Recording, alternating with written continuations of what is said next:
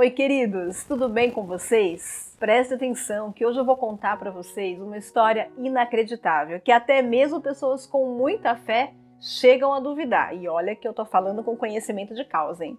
Hoje eu vou revelar para vocês como em apenas 4 meses de tratamento de quimioterapia para 2 tipos de câncer malignos de mama, que são invasivos, metastáticos, já com acometimento dos linfonodos, medindo 9 centímetros de diâmetro, como é que eu consegui a cura. É isso mesmo. Você pode duvidar ou achar que isso não acabou por aqui, mas para mim ficou bem claro. E se você esperar eu te contar até o final, você vai se surpreender com essa história. Comigo, o impossível se tornou possível. Eu sou Ana Maria Chiaverini e você está no Dicas da Doutora Ana Maria. O que eu quero com essa história é te inspirar e permitir com que você encontre forças no seu interior, para acreditar na cura. Seja ela a mais difícil que for, ou aquela que os médicos falam para você é impossível. A verdade é que você nunca deve desistir de você, nem dos seus sonhos. Nada é impossível para aquele que nos fortalece. Na minha vida, eu pude presenciar comigo pelo menos 3 eventos que eu chamo de milagre. Eu acho que Deus tem algo muito especial comigo, sabe? Hoje eu vou contar 2. O terceiro fica para outro dia. Quando eu era criança, devia ter por volta de uns 8 anos de idade, aconteceu algo que eu nunca esqueci. E hoje eu reconheço isso e dou o nome de milagre. Lá vai o primeiro. Eu morava numa casa bem humilde e o meu pai estava fritando frango numa panela velha. Aquela que faz comida boa, sabe? Cheia de óleo. Aquela panela era tão velha que ela tinha a barriga no fundo, sabe? Quando ela fica balançando assim no fogão. Cada vez que ele mexia para virar o frango, aquela panela fazia aquele movimento, Enquanto ele fritava o frango, ele falava assim: não chega perto do fogão, não chega perto do fogão. Porque, gente, o fogão também não era novo e ele balançava mais do que a panela. E eu tava brincando em casa, com uma amiguinha, e essa amiguinha tinha me dado um presente. E eu não sei por quê que ela fez uma cruz para mim de papel grande e ela pediu para eu segurar. E então a mãe dela foi embora e a menina foi embora junto. E o frango continuava lá fritando na panela. Eu, lógico, fui lá perto do fogão. Eu tava com fome e eu tava de shortinhos e tênis, aí eu cheguei lá para dar uma fuçadinha. Tinha alguma coisa pronta, sabe como é que é, E eu tava com a cruzinha na mão. De repente, eu fui encostar no fogão bambo. E o meu pai viu tudo de longe, mas era tarde demais. Quando ele gritou para eu me afastar, a panela, com 1 litro de óleo fervendo, já tinha caído na minha perna e lavou a minha perna. O meu pai, desesperado, me pegou no colo e me levou para a cama. Ele chorava com a minha mãe, mas eu não tinha sentido nada. E a minha perna estava intacta, não tinha uma queimadura, não tinha nem uma bolha sequer. E o óleo que escorreu da minha perna derreteu tudo que encostou. O meu tênis, o meu shorts, as coisas de plástico ao redor, inclusive os braços do meu pai quando foi me pegar. Mas a minha perna estava perfeita, intacta, e eu não senti nada. Como é que você chamaria isso? Tem gente que eu conto essa história e não acredita. E você? Meu pai está vivo e pode confirmar. 1 mês antes de eu descobrir que eu estava com câncer, eu tive um sonho muito perturbador. Realista, eu acordei esbaforida, suada, com o coração acelerado. Eu sonhei com uma tia que já é falecida há mais de 35 anos, com quem eu nunca tive laços próximos. E ela surgiu diante de mim com um semblante bem sério e me disse assim: você está doente e você precisa de cura espiritual. Ela então, no sonho, me conduziu imediatamente para uma viagem, para um lugar distante, todo montanhoso, e me levou para um curandeiro. Esse curandeiro me ofereceu a cura, mas exigiu um pagamento. E eu recusei. Eu estava incrédula, eu estava desconfiada dele. Então ele disse: você vai piorar. A minha tia, então, me levou de volta para casa. Mas a minha casa, no meu sonho, ficava à beira-mar. Eu entrei na casa e ela disse novamente assim: vem aí uma tempestade, se prepara porque ela vai ser muito forte. E de fato, as ondas eram gigantescas e se formaram e invadiram a minha casa, destruindo tudo que eu tinha. E as ondas recuaram depois e deixou tudo lamacento. Depois disso eu acordei, né, com aquela sensação, um sonho terrível, né? Mas eu senti que era um presságio, um aviso de que algo bem ruim estava por vir. Mas o que seria? Eu me perguntava. Eu contei para o meu marido e no mesmo dia ele me disse que teve pesadelos a noite toda. E um deles foi que ele lutava com uma serpente embaixo da água. Bem, a mensagem do mundo espiritual já tinha sido passada. Você concorda? O que eu não sabia é que esse sonho ele ia ser revelado ao pé da letra. Que quando a gente sonha alguma coisa, a gente fica tentando encontrar, né, explicações psicológicas, né, para aquilo. Mas vai vendo. Um mês depois, a profecia do sonho se concretizou. Aí surgiu um caroço gigante no meu seio esquerdo e ele crescia muito rapidamente. Eu comecei a fazer exames rotineiros e esses exames não conseguiam identificar o nódulo. A mamografia acusava que estava tudo normal, já falei sobre isso em alguns vídeos. O ultrassom também não revelava a anormalidade e eu com aquele negócio gigantesco no seio. O diagnóstico só veio mesmo 2 meses depois de inúmeros exames. Agora você imagina a angústia. Eu recebi laudos que estavam tudo bem e eu estava com aquele caroço no seio. O sonho já tinha me dito que eu estava doente. E então, depois da ressonância magnética, é que veio o verdadeiro diagnóstico. Implacável. Uma martelada na minha cabeça. Carcinoma maligno invasivo 2, tá? Ele estava numa massa aglomerada, medindo 7 centímetros, no estágio 3 avançado, com comprometimento de linfonodos. Adivinha? A tempestade realmente tinha chegado na minha vida, mas isso não era tudo. Ao passar com o primeiro médico, o mastologista, ele me deu chances de cura inferiores a 60%. As incertezas sobre a possibilidade de ter metástase e micrometástase não era nada animador. Ainda mais porque não estava naquele estágio que a gente lê, né? Início do câncer. Então as previsões eram sombrias. Eu fiz inúmeros outros exames, incluindo um teste genético que bateu o martelo sobre a origem do câncer. Eu conto para vocês daqui a pouco. Mas naquele momento o plano era claro. Eu seria submetida a 4 sessões de quimioterapia vermelha, 12 sessões de quimioterapia branca. E depois desse período é que seriam traçados outros protocolos. Mas o que não entrava na minha mente era o seguinte: eu tenho 43 anos, naturalista, defensora dos hábitos saudáveis, é ou não é? Faço vídeos de hábitos saudáveis, era praticante de exercícios físicos, Kung Fu. Eu que sempre me preocupei em levar uma vida equilibrada, como é que isso podia estar acontecendo comigo? Era uma grande ironia. Eu não tinha casos de câncer na família, câncer de mama, imagina, não tinha histórico familiar. Isso ficava martelando na minha cabeça. Se eu tive medo, hoje eu confesso que sim, e muito. Eu tô um pouco despedaçada hoje, na verdade. Porque abrindo meu coração, assim, né? Eu tô no hospital, tem essa questão, né, da minha imunidade, a gente não sabe quanto tempo vamos ficar aqui. Quando eu descobri, até um certo período, fiquei forte ali, manifestando uma imagem, um pensamento positivo, mas por dentro sempre receosa. Mas fé eu tive sempre. Eu dependia da minha fé para levantar da cama e olhar para minha filha com alegria e esperança. Para olhar para o meu marido e dar a ele segurança de que tudo ficaria bem. Ele tinha medo, eu sei, mas ele não dizia. E eu imaginava assim, já pensou se ele ficar viúvo, com uma criança pequena para cuidar? Meu Deus, era muito, né?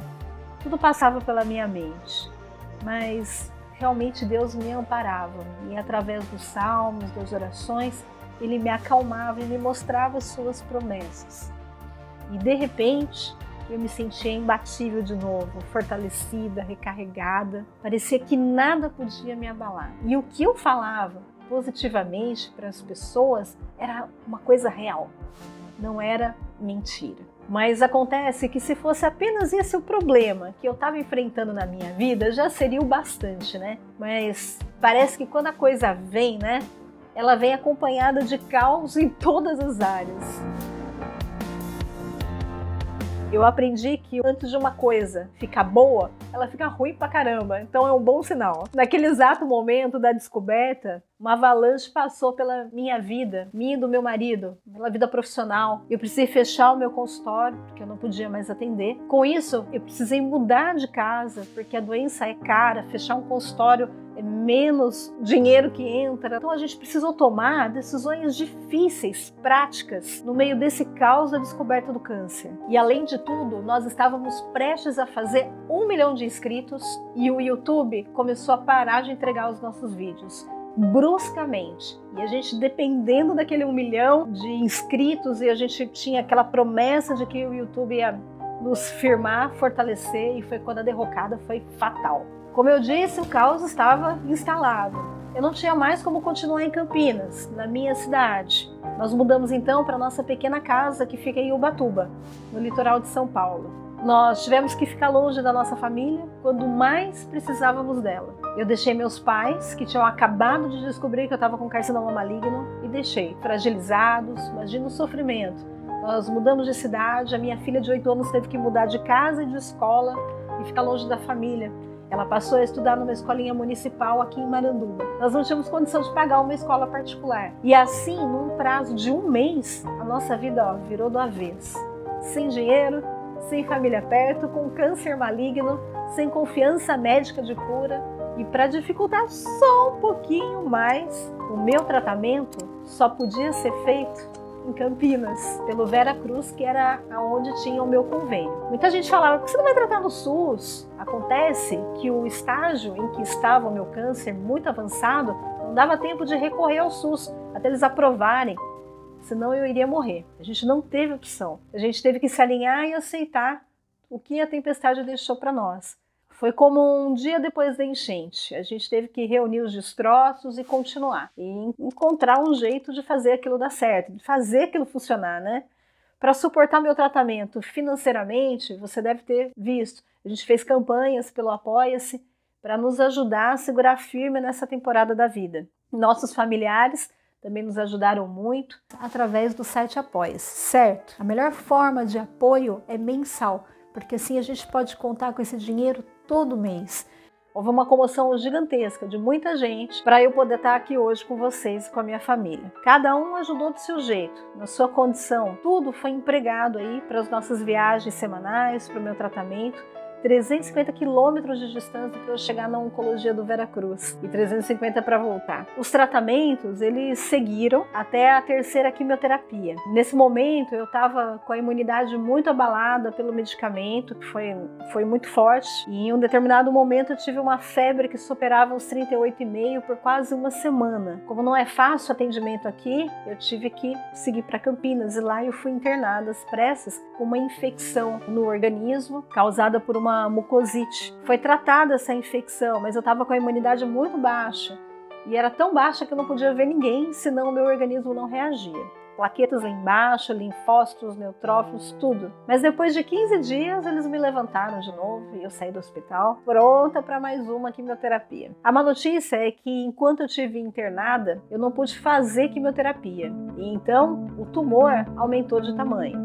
Foi um choque, porque ele chegou a medir 9 centímetros. Aí que a gente assustou, que a gente viu que a gente estava trabalhando com uma coisa muito violenta, muito agressiva. Então eu segui o meu tratamento semanalmente com as químios brancas. O seio doía, queimava, não conseguia dormir, as reações da quimioterapia ainda são fortes, porque eu ainda estou fazendo quimioterapia. As sessões brancas são mais brandas do que as vermelhas, mas elas são difíceis ainda. Os tumores regrediram a cada quimioterapia, mas sempre que eu ficava sem fazer por algum motivo, esses tumores davam um jeito de aumentar rapidamente. A gente até conversava, com o médico sobre o progresso do tratamento. Até então, o planejamento era fazer a mastectomia de uma mama apenas. Ou seja, tinha que remover a mama esquerda, que é onde tinha o tumor alojado. Nunca se falou em regressão total do tumor, morte das células cancerígenas por total. Isso não era uma coisa que estava dentro do perfil médico. Até que um dia, o resultado de um exame genético que eu fiz saiu. Lá vem o choque de novo. Eu tenho um gene alterado chamado BRCA2. Esse é um gene familiar, ou seja, está na minha genética e ele é responsável, quando ele está alterado, por causar câncer de mama. E ele está ligado com câncer de ovários. Com base nessa informação, o planejamento mudou. Aí eu vou ter que realizar uma mastectomia radical dos 2 seios, não apenas um. Vou ter que remover os ovários, vou ter que remover o útero, as trompas, senão esse câncer poderá aparecer de novo nesses lugares novamente, porque eles só aparecem nesses lugares. Por isso é que eu preciso fazer cirurgias. Fiquei triste de saber que é uma coisa genética. Mas tudo bem, até agora você pode me perguntar assim, onde é que está Deus, Ana? Onde é que está o milagre? Não é mesmo? O céu está caindo na tua cabeça, não para de vir notícia ruim? Foi exatamente aí que eu pensei, onde está Deus nisso tudo? Até então eu não tinha enxergado nenhum lado positivo disso. O câncer, o resultado do exame genético, mudar para Ubatuba, essa loucura toda. Tava tudo uma confusão danada na nossa cabeça. Mas em uma consulta com o médico, ele mediu o tumor. Após 2 meses, o tumor parou de crescer. Ele chegou daqueles 9 centímetros, chegou a estabilizar e ficou em 4 centímetros. Aí começamos a ficar felizes, porque ele não cresceu e permaneceu por 2 meses do mesmo tamanho. Nós já estávamos com boas notícias aí, certo? No dia seguinte dessa medida, eu fui fazer uma ressonância magnética. Era o mês de novembro. Era necessário ver a realidade das dimensões desse tumor através desse exame. Na ressonância magnética, é necessário a gente fazer com contraste, que é uma substância que marca os limites do tumor. Ela penetra nos tecidos que estão com células tumorais, né? E aí dá uma imagem bem definida de onde está o tumor e as suas ramificações. Bem, foi aí que algo muito estranho aconteceu. O resultado dessa ressonância magnética acusou que eu não tinha mais tumor, nenhuma célula tumoral. Não tinha mais lesão no seio. Disse o laudo que o tratamento havia obtido uma resposta completa. Eu olhei e falei, mas que resposta completa é essa, afinal? Não entendi, não queria entender. Acontece que resposta completa é exatamente isso. É quando o tratamento foi eficiente para matar o tumor, para matar o câncer que estava lá. Mas como que isso é possível? No dia anterior ao exame, o meu médico havia me atendido e medido o tamanho do tumor. Ele mediu 4 centímetros e anotou lá. 15 dias antes dessa consulta, eu tinha feito um ultrassom de mamas e o tumor estava lá, com 4 centímetros. Enfim, chegamos aonde eu queria. Eu te falo, o milagre. A resposta ao tratamento de zerar o tumor não era esperado pelos médicos. E o que eu mais adoro, quando a gente chega nesse momento do médico olhar o exame, olhar o laudo, olhar para você e ler o que ele não esperava, sumiu. A cara dos médicos é a melhor, gente. Inclusive, eu tenho várias histórias sobre isso, sabe? Eu posso ficar aqui contando vários eventos em que a coisa estava lá e de repente não está mais. Sumiu. E o prazer que a gente tem de olhar, né, bem nos olhos do médico e capturar aquele olhar perplexo é impagável. Tava lá e não tá mais. Mas, enfim, é ótimo. Melhor então é a notícia. Bom, os médicos atingiram uma certa confiança depois que o tumor ficou com 4 centímetros. Eles estavam com uma expectativa de finalizar tudo na cirurgia. Mas de eu ir para a cirurgia sem o tumor, sem o câncer, isso é incrível. Não era esperado. Então hoje eu te digo, eu tô curada, é incrível, eu ainda tô fazendo quimioterapia, porque eu recebi a minha cura antes do previsto, meu presente de Natal chegou, eu recebi essa notícia com 5 sessões antes de terminar. Então, se você não acredita, eu vou te mostrar o laudo, tá bom? Vou deixar aqui pra você. Eu passei por 3 médicos para eles lerem e interpretarem essa cura, tá lá. Se é normal curar um câncer maligno em estágio avançado em 4 meses, eu não sei muito disso não, tá? Mas pergunta para Deus, que eu acho que ele deve saber melhor do que eu. Agora, o que tem para mim? Acabou? Na verdade, não acabou. Acabou a parte mais difícil, penosa e que dava mais insegurança, o câncer. O resto que vem é tranquilo de segurar. Mas o que vai chegar agora? Eu vou ter que fazer cirurgia sim. Mas isso não é ruim. Esse gene BRCA2 alterado que eu possuo, ele vai tentar fazer outro tumor nessas regiões. Então, eu preciso fazer essas cirurgias, elas vão impedir que isso ocorra. Então as cirurgias virão aí para salvar a minha vida, concorda? Virá também aí a necessidade de me recuperar da cirurgia e de fazer a rádio. Virá também a perspectiva de poder viver o resto da minha vida e acompanhar a minha filha crescer. De estar com meu marido, de estar com a minha família. Hoje eu vejo tudo com uma nova ótica, uma ótica de gratidão. E o que aconteceu com a bagunça da minha vida?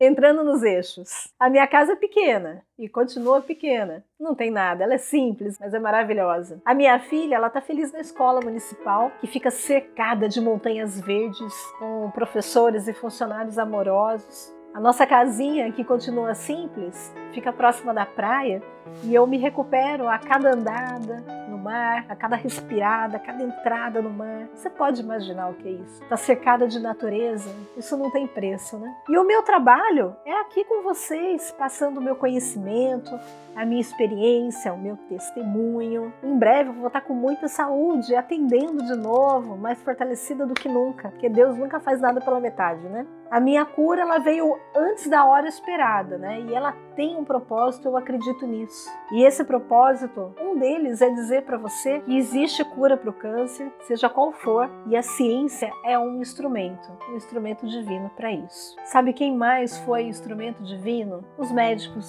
Você que orou por mim. Eu recebi milhares de orações, de mensagens dos internautas que acreditavam na minha cura e que me enviavam orações, seja de manhã, tarde, à noite, de madrugada, todos os dias recebi mensagens e mensagens de amor e de esperança.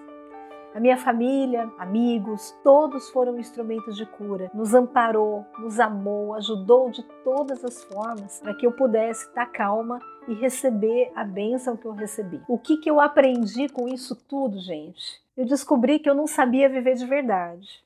Achava que eu sabia. Eu aprendi a dar valor para momentos e para as emoções e não para coisas materiais. Eu descobri o amor monumental do meu marido por mim e o quanto a minha família me ama. Eu aprendi o valor da gratidão, o valor da fé e do amor. Eu aprendi a controlar as minhas emoções e que quando a gente faz algo bom pelos outros, com o melhor das intenções, quem acaba recebendo isso de volta somos nós mesmos. Eu aprendi que não vale a pena reclamar por bobagem, não vale a pena ficar com raiva à toa. Eu aprendi a perdoar. Com essa experiência, eu descobri a força que existe dentro de mim e a capacidade de superação que eu jamais imaginei ter perante uma notícia tão difícil. E eu também entendi que a gente não consegue nada sozinho. Sem o suporte das pessoas que te amam, até aquelas que não te amam, mas que te dão o suporte, seria impossível chegar.